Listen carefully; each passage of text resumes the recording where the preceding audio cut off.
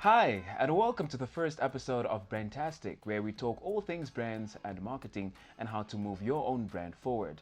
I am Nashawn, and my guest today is Debbie Rowles and Li Rossouw from a new company called Cheeky. Debbie Rowles is a researcher, an analyst, a solutionist, and a marketeer. She runs a company called Think Human Being, which works with people on their brands. Debbie's career spans more than 20 years, where she has experience in brand strategy and consulting. She has worked for a number of multinational blue chip companies, including Palmolive, Unilever South Africa, and Colgate. And Li Rossouw is a director of a new company that makes and sells swimwear. The company is about to launch, selling its unique product via its website and social media. Lee and her fellow director Belinda Huebes worked in the airline industry as commercial pilots, and when the airline went into liquidation, they decided to set up a retail company. Debbie and Lee, welcome. Ooh, thank you. Thanks for having us. Let's start with you, Debbie. What is a solutionist? A solutionist? Yes. Good question. Mm. So I think for me, a solutionist is someone who really comes up with solutions, obviously, to challenges and problems that actually add value. Okay, so finding the right solution in the right space at time that's going to generate the most impact. We're talking about branding and marketing. Is there a formula to great marketing or branding? Ooh. Okay, so formula for great brands and branding. Yeah. I think for me it's so important to find the best space for your brand. And when I talk about the best space, it's really in terms of, okay, at that sweet spot between what is the need that we are meeting in the world, so really adding value, okay, and then taking that golden thread and understanding what your positioning is and threading that through in all that you do. Yeah. In terms of putting it out in the world. That's fantastic. I love that. All right. So when you get into a company, when you look at their brand, what is the first thing that you look at? So interesting. So at the moment, I'm really working in the space of purpose-driven business, Yeah. Which is business using business as a force for good in the world. So for me, there is a process that you go through. Okay? Yeah. As soon as you get into a company, if you don't know it, is for me, I start with looking at the environment. What is happening in that space? Okay. Looking at not so much in terms of looking at competitors in terms of what they're saying and doing, but doing an audit. Okay. What are we saying about ourselves?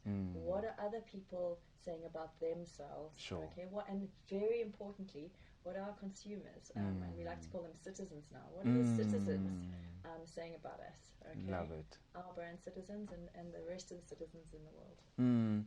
Now, there are some companies that are really good at branding. Let's take Apple, for instance. Yes. They're really good with their branding, right? But then they do it so well that it sets them apart from other brands that pretty much have the same product as them. Why do you think that is? I think for a long time, I mean, Apple's an absolute crush of mine. I'm a huge fan. As am I. Yeah, so I think for Apple has moved, and that's where every brand wants to be, is to move from the rational space in your mind into the emotional space, okay? So a real deep connection with the brand above what it does, okay? So I can connect with how Apple makes me feel, the reason they do that. And branding, I always say, is like building Lego blocks, okay? And it's creating small experiences, okay? Yeah. Each interaction with your brand is an experience. And most importantly, what Apple does right is remember that a brand, okay, is the space that I hold in my mind for what you mean to me. Oh, it's not nice. what you say you mean to me, it's what I say you mean to me. I love it. And since the beginning, Apple has always focused on experiences. And I think if you look at the shift in terms of where brands have gone, we are moving into dematerialization, much more of an experiential space. Okay, and Apple has done that before. If you've bought an Apple product before, and you open the white box, yes, okay, it's like a Christmas present.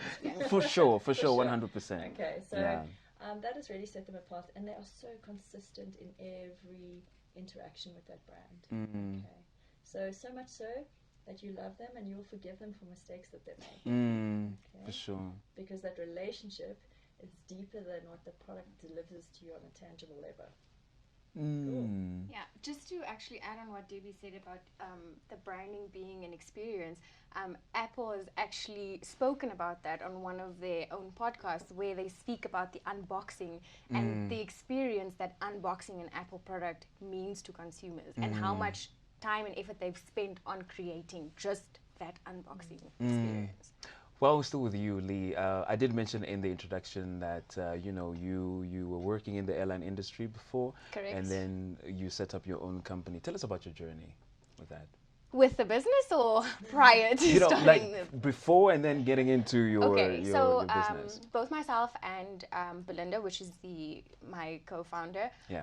Both of us worked at the airline. We were both commercial pilots there, Yeah. Up until the liquidation, and what happened after that, it was like one day we had a job and the next day we woke up and we had no job. And for us, it was kind of a thing of like, what do we do now? Where do we go next? We had no opportunities at that time. And it kind of just came to us and we were like, we need to create an opportunity for ourselves. Like, we need to create something here for ourselves. And that's where Cheeky came from. Okay. It doesn't actually sound like a natural course, moving from airline to retail. how do the two come together? One, absolutely not. It was not natural. It was we were forced into creating this, but the idea was not forced. Yeah. If you know Belinda and myself, Yeah. sunshine, swimwear, beach, top of our priority list. Yeah. Like that is, you could not describe us in a better way. And so the idea is most natural to us. So would you say that was it's been a fun experience for you? Absolutely. Yeah? Like, I can't wait to do this full time. Like, I am so passionate about the company. I'm so passionate about where we're going, what's coming. Last night we had a meeting and we spoke for hours about expansion and like just where we see this company going. So I love it. Awesome stuff. Debbie, Yes. would you say one has to be passionate when setting up a new company? Ooh, you're going into my favorite space. Yeah. Sure. So I just love listening to passionate people talk. Oh. Yeah. So I always say, what I do is put magic makers in their best space, or to help them find their I best love space in the that. world. Okay. Yeah. Because to me, it is, and it's based on this beautiful philosophy called Ikigai, which is a Japanese philosophy called reason for being. Yeah. And it's driven by, what are you passionate about? Okay, what is your purpose? What do you love? Okay, and that stays the same always. That is consistent. Once you connect to that, okay, then it's about your skills and assets. And what the world needs, and when I say need instead of want, okay, what the world needs, and how can we be financially rewarded for that? Yeah. And when I listen to Lee talk, it's so exciting because, and she's so right. So that passion, that space that she was in, okay, finding what lights her up, okay, you can move that across any industry. Okay, so all of a sudden the world didn't need the airline. Okay, that's what happened. Yeah. Okay. Basically, the market dropped away, and there was a huge problem there. And that's okay, cool. How do we take our skills and assets? What do we learn? And I'm sure that incredible skills from working in the airline industry. And how do we apply that in a new space? How do we create opportunity there and match it up to where the world is? Because the world might have not needed the airline or us in the airline space anymore, but it still needs us. Yes, We just exactly. needed to create a new space to exist in. So when setting up a new company, Debbie, what are some of the things that you have to think about? Of course, besides being passionate about it, what are some of the technical things that one needs to look at when setting up a new company? So I'm not a legal expert, by any means. But and I'm so glad that you said that, because we all get excited about following our passions and following our purposes and having an idea. Okay, and when you're in it yourself, you sometimes don't step back and say, okay, let's zoom out and have a look at it from the top. There's some simple basics that need to be checked, and really important, guys. You have to look at the market. Is the need? What is the need? And quantify that. Who are we talking to? How many people are out there? You know what I mean? Is this something in terms of economies of scale that we can actually? Are we going to survive in this market? So that's really important. Checking, understanding the figures. Guys, do the homework. You can follow your dreams. You can find what you love. The money won't follow automatically. You need to still check all the boxes. Okay. You've worked with some big worldwide companies, and we're assuming that they all have it all in hand. Would you agree with that?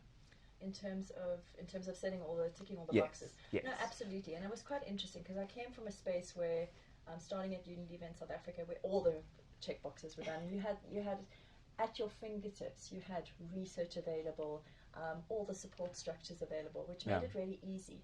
And then moving across, I actually ended up coming into an agency space and in Namibia where we didn't have that stuff available. So you had to go out and find the research, okay? And so important, talk to people. We get so involved in running our own businesses that we forget when you purpose is not just about your own inspiration, it's Right. about for other people. Right. Okay, and we forget. Talk to them. Okay, they are the audiences. They're the people using your products, and we don't do that often enough. So here you have to actually create your research. And I think it's also wonderful. There are no rules anymore. If you look at what's happened over the last 2 years, we're breaking down silos. The big businesses are changing the way that they do things. The most important thing is who are we? What is our purpose? What is the positive impact we are trying to create? Okay, and who are we doing that for? Okay, because if you're not doing it for someone, you don't have a business. A business is just a collection of people, human beings. Very well said. That's fantastic. That's really fantastic. All right, would you mind taking us through some of your successes as well? Oh wow, successes! I'd rather say some of my learning curves. So, yeah, no, fabulous. Started off, I was very lucky to find my space and move into the marketing and brand space in South Africa. Didn't study it. I studied architecture. Okay. And moved into that space. Yeah. Brands, businesses, moving across here. I think one of the highlights was running 99 FM. I think it was my previous gig with my partner, Christine, and Fortune and Mariette.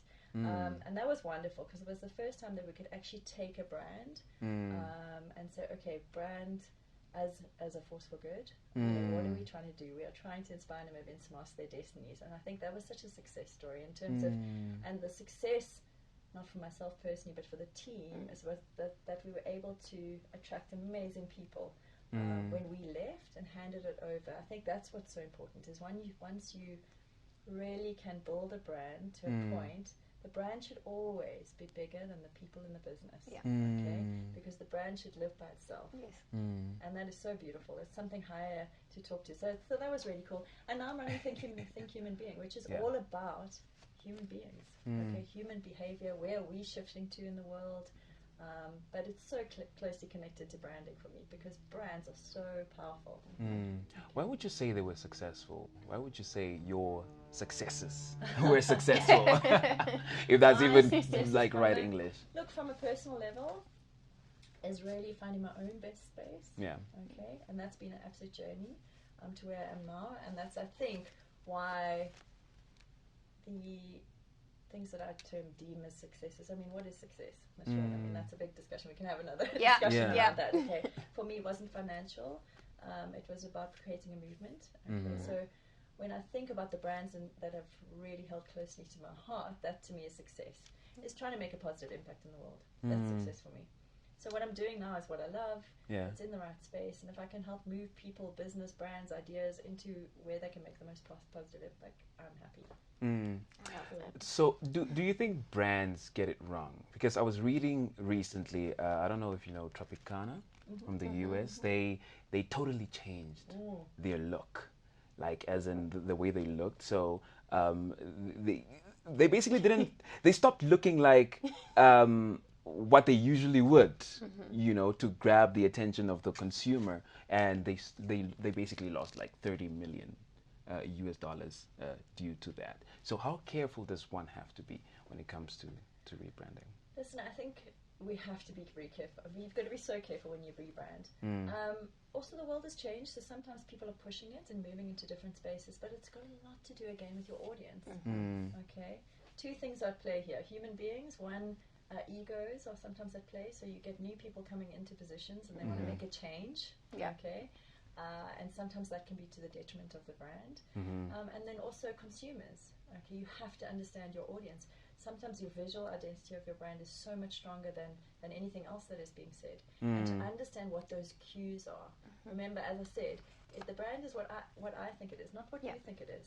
So if I, as Tropicana, think it is the bird, with whatever that is, I mean, I'm not really familiar with the Tropicana brand, but if that's what we believe it is, then that's part of the brand. Okay. And you've got to be very careful, because there are some sacred things that are woven into brands that you want to create sustainable brands, okay, and that you take with you into the future. Is that the same process for you when you take on brands? In terms of looking at the space? Yes. Okay. No, absolutely. So it's quite beautiful that in terms of your mission in the world, in terms of what we think our business is doing, that's one thing. But then in terms of creating the brand, remember, a brand has a personality, it has a voice, a tone, language. It has so much, and if you don't give people the language to use about you, okay, you're not going to create the brand that you want in terms of going forward. So you've got to think about that. What are the visual, what are the tangible, a brand is about emotional, rational, and tangible, rational things, okay. So intangible and tangibles. So you've got to think about all that stuff, okay. What is going to be the tangible, and what are people going to recognize about our brand? But sometimes it can be intentional. You can say, we're going to change a lot of things, and that's going to be part of our brand. Like Google changes their logo. Also very important. All right, Lee, let's talk to you as well. We mentioned earlier that, your business is all about swimwear. Correct. So you've included plus size swimwear as well? Can I just add like a little fun fact there? It's sustainable swimwear. Okay, sustainable? Yes. Okay. Yes. Which is a huge, obviously, selling point for us. So I just wanted to, be there. So inclusivity was a huge thing for us from the get-go already. Obviously, as a startup, it's difficult to try and include everyone we really wanted to include from the get-go, but we include everything from XS to XL. And our plan is to then also include everything from like double XS to like 4 times XL. So to include literally everybody. So you're saying that your product is sustainable. Was that a conscious effort? Do you think it's really important to have that as a conscious effort? Absolutely. So myself, I would say I'm the more conscious one of the two of us. So I don't eat meat and like very anti-plastic and all of that. So for me, like when we sat down and really planned this, I was like, I wanted to be as sustainable as possible because it's so important to me to actively be involved in trying to preserve the planet and clean up the oceans. Like, why not do that while we're busy selling swimwear? Like, it's possible, so why not? Do you think that there are enough companies in Namibia that think the way that you do? Absolutely in terms not. Of consciousness? And the reason I can say that is because I have nowhere to eat here. Yeah. So if we, like, just based on that, the fact that there is no, like, real restaurant where I can eat, like, a proper vegan meal is a big, already red flag. I don't know enough businesses that are trying to cut away from plastic. Our plastic that we have, the little bit of plastic that we have, disintegrates within 24 hours, and it's made from starch. So I don't know any other brand that's really actively trying to do this. Tell us about the designing and the manufacturing process for Chiki. So designing, we went from pilots to designers. Got myself a little iPad with a little pen. And now we are designers. Everything, myself and Belinda designed. We drew up everything. We chose the colorways, the materials, everything that came from us. Production is currently done overseas, but we have the intention of moving everything to Namibia because we want this to be like a fully immersive Namibian brand. We want everything to be done by Namibians and not outsourced. But these things take time, but the vision is there and the plan is there. Why do you think it's so important for the manufacturing to be happening here in Namibia then? Why are we taking our money elsewhere? Okay. It's really that simple. Okay. Why are we empowering other communities and other economies when really we should be empowering each other and our own economy? Now, I guess most of your product is, produced in Bali, like you mentioned. Production costs are much more expensive here. So won't that push up your costs if you bring it home to Namibia? So that's why I'm saying it's a long-term plan to try and find sustainable ways and economically beneficial ways of having it done at home. And that's why I'm saying we can't just open a factory right now and be like, you know what, we produce locally. That defeats the purpose because we don't want to, sell an overly expensive product because then we're taking it away from our consumers. And again, then it's, we want to have locally produced things, but that's not what the consumer wants. And that's exactly what, Debbie was saying. So it's a long-term plan. Yeah, I love that. I think I'm just going to jump in because I just want to say it's so important for entrepreneurs, and it makes me so happy to hear Lee talking like that, is to really set the boundaries. There is an opportunity that people miss when you start a business, okay, to say, okay, what do we stand for? as a business, what is our purpose? Yeah. What are our values? And how are we going to use those purposes and values in terms of operationalizing, running our business, not putting it on the wall and going, oh, we love doing this. Yeah. This is how we run the business, okay? And you will always find a way. So if we're trying to be sustainable, we'll find a way. Yes. Okay, somehow doing it. And I also love, we need to be honest with ourselves as entrepreneurs and business owners, and we also need to be kind to ourselves. Yes. Okay, because the objective is to be better, okay, at being human and being kind to the planet. It's to improve. Yes. So if you're starting now and you're producing overseas, but maybe, and if you had to do the maths, you might have to find, if you brought it here anyway, you'd have to import things. So there's going to be a cancellation there. And you want it to be available to consumers here, and you're using it with the best possible heart and putting it out there. Right. And really important, it doesn't help, like we said, thinking about it as a business. You're still running a business, okay? So it doesn't help increasing your costs, and your market's going to drop out. So you have to find a balance, but sticking to those values, sticking to your purpose, so important. Now, Debbie, you also shared with us earlier what you look at in terms of brands as well, right? So I hope you're ready for this question. Did you ever have to reject a brand? Ooh. In terms of doing business with them? Yes. So, it's really, it's an absolutely, and I'm sure for Lee it's going to come into play as well. Yeah. When you make a decision about how you want to run your business, okay, when you lay that foundations in terms of values and in terms of purpose, you have to make a choice sometimes in terms of the people that you want to work with, because you need to be authentic about it. I promise you, if you work with people who believe what you believe, okay, it just multiplies your impact. Okay. So Lee's going to have to say no to some suppliers. She's going to have to say no to some business practices. It's actually so funny because we had a conversation, about this last night where we were like, where outside people have been like, oh, Lee or Belinda, you should pitch to these people, or, you should try and stock here or do this. And it's very easy for us to be like, no, thank you. Like, respectfully, we don't align with that company or that person's ideas and brands. We are steadfast in our brand. And so it doesn't, benefit us. It's not where we want to go. Yeah. So that's where you have to get it onto paper, because writing it down, putting down your purpose and values is so important. Because getting into a business year 1, year 2, you're so busy, year 3, 4, 5, you might get caught up and go, oh, we don't have money, we need to sign up with these people. Okay, and you find yourself veering off the path of why you originally started. So really getting to the heart of your why, putting it down as a business guideline, not as a post on the wall. Okay. And it's so nice to be here with Debbie for me, because I feel so proud right now, because before we even had a registered company, we had a company brand heart. We did all our branding. We had a vision, a purpose, a mission. We had values. We had a direction before we had a registered company. And like she says, it's something we constantly go back to, and we're like, you know what, it doesn't align, or you know what, this perfectly matches up with where we want to go or the direction we're going in. And we've never found ourselves in that, maybe. There's no maybe for us, because it's clear. How often do you think brands should, re-look at themselves? Look, I mean, for me, remember, this is the thing that I've used as a guideline. So purpose inspires, values guide, actions represent, and your habits define you. Nice. Okay, so habits are the make and break. So I mean, it used to be in the old days, pre-2020, that we would have 5-year strategies and 10-year plans.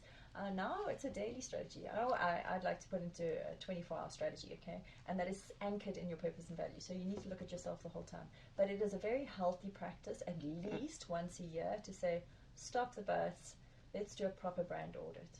Okay, where are we now? Where do we want to be? And how are we going to get there? Yeah. Right. Okay, because you have to keep track of where you are now. What are people thinking about you? Are they using the right words? Do you still stand for? Are you represent? Are you putting that out in the market? Yeah. And things will change, guys. That's what we've seen about COVID. It's fantastic. Opportunities everywhere. In 3 years' time, it might not be swimwear for me. It's already not just swimwear anymore. Exactly. We've already looked into expansion. Exactly. It might be something completely different, but why they started will be the same. Yeah. Okay, and then it gives you Absolutely. flexibility. You can move into different spaces. Absolutely. Because consumers will be like, I get that. Oh, we believe the same things. She's starting this new range. It makes a total sense. Exactly. It's not just about the swimwear. Wow, I love that. It's Brandtastic again. All right, so what do you think, Debbie, about the branding of companies in Namibia? Do you think that there are companies, or what are some of the companies that stand out for you in terms of branding? Okay, you're going to get me into trouble. So let me start with the ones that are close to my heart, because I'm working in the space of businesses force for good. And I think I must just say Gondwana Collection. Okay. And for me, it's because I can feel them. Mm-hmm. Okay, I get a sense of how the brand feels. I can walk into a lot of spaces in Namibia and you can feel that they have a sense of purpose, that they're doing something that is greater than just the business that they're in. Okay, so Gondwana, one for me. So Sun Cycles is fabulous, also in the space of really having a purpose-driven heart and creating energy in that space. Yeah. I'm not going to comment too much on the big It's really difficult for me. Listen, I think it's so important why you do what you do. Are you saying, is that coming through? So there are some brands here, Capricorn, I must say, as well, the Capricorn group. Okay. Incredible. Okay. And for me, I've also looked at things differently now because I'm looking at the brand not just as an external brand but internal as well. And culture, if we start to talk about culture, it's like lighting a candle and seeing the light go outwards, okay, as opposed to just putting things onto different platforms and getting people to come to you. So the energy in terms of brand, internal brand, is as important. And when I go and do work with different companies and do some purpose and values work, you can feel it there. And that gives me a very positive feeling for some brands. And Tripefly Studios, as we sit here, another one, I'd have to mention them. But yes, excellent stuff being done in that space. Now, let's look at it from a broader perspective as well. Yes. Let's get out of Namibia a bit. So, which country do you think does branding the best? Which country? Yeah. I don't think I could do it. I could say per country. Okay. There are incredible examples in each country of people who are talking to that specific demographic or psychographic. Right. Some of my favorite brands, and I must say, absolute crush in terms of business is good business, is Patagonia. And Patagonia is like the K-Way of America. So it's an outdoor clothing apparel company. And their purpose statement is, we are in business to save our home planet. Okay, incredible. And you see that coming through their culture. If you work for Patagonia and you are at a climate strike and you get arrested, they will pay for you for your bail to get out. They run their business incredibly based on that. Okay, so they will not do. Yes, they're improving. As we said, it's not. No one's perfect, guys. Of course. So people get it wrong in this space all the time. It's about intention. Right. Okay. Right. But yeah, one of my favorites. There's so many. I don't know where I should start. Too many to mention. Too many to mention. Yeah. All right. Let's talk about your company as well. Think Human Being. Yes. Does it work with individuals or does it work with companies? So it works. I work with across the board, startups, entrepreneurs, actually the people themselves, leaders. Okay. Magic makers. I call people the magic makers. Passionate, purposeful human beings. Teams, because remember, there's organizational purpose, okay? Yeah. There is team purpose, because every team has a nested why or a nested purpose. They're operating in the space of a bigger arena, and then very passionate. I mean, I work with one-on-one, very small businesses as just the entrepreneur, providing a service to people and taking them through from what is our base space, laying down the foundation, what are our purpose and values, and then right through to, okay, how do we put up a website, helping people really use a different platform, do their own websites, introduce them to different things. So for me, like I said, it's about putting people in their best businesses, brands, ideas, careers. Okay, where can you make the most positive impact, and what is that space? All right. So I'd like to think, or I'd like to believe that you had a forethought, before setting up the company. So why did you actually set up Think Human Being? It's so interesting because when somebody said to me, you really work with human beings? I was like, oh, I don't. Human beings are very complicated. I work with brands. It's a journey. You go on a journey, and it's not one thing, and it's where I started. Architecture into brands, running 99FM, the COO part of it, with my team, with my wonderful partners, and then coming to a space where I realized it was just not about setting up a brand for me. It was following what I like, where I like to add value, and then creating it around that.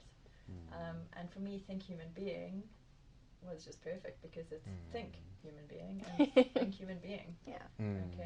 It's all about human beings, yes, in the context of planet, in terms of keeping a sustainable future. It was a natural progression for me, and I'm figuring it out as it goes. And sometimes I'm doing big training talks because it's really much about where the world is going to. And then sometimes I'm working in the space of facilitation, like how do we uncover our values and purpose in a corporate or for an individual. And there are a lot of individuals in terms of executive leaders now who are going, what am I doing? Like, is this meaningful to me anymore?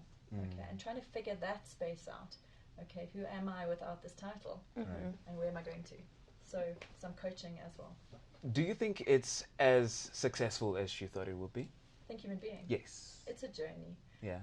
In terms of, am I doing what I love? Absolutely. Yeah. In terms of where I'm taking it and where I'm growing to, if I'm adding value and I'm shifting perspectives and helping people into their best spaces, it's successful. And obviously I'm a mom, I've got 2 girls, I've got other commitments, and I'm supporting, my husband also has a full-time career, so I find the space to do it where I can, and it's growing in a direction that I'm happy with. So does that mean it's a yes? That's a big yes. That's a big yes. That's a big yes. That's how you measure success. That's it for this episode of Brandtastic. We will be back with part 2, where we will talk more to Debbie Rowles about marketing brands and Li Rossouws and the challenges facing her and her business partner launching a new company.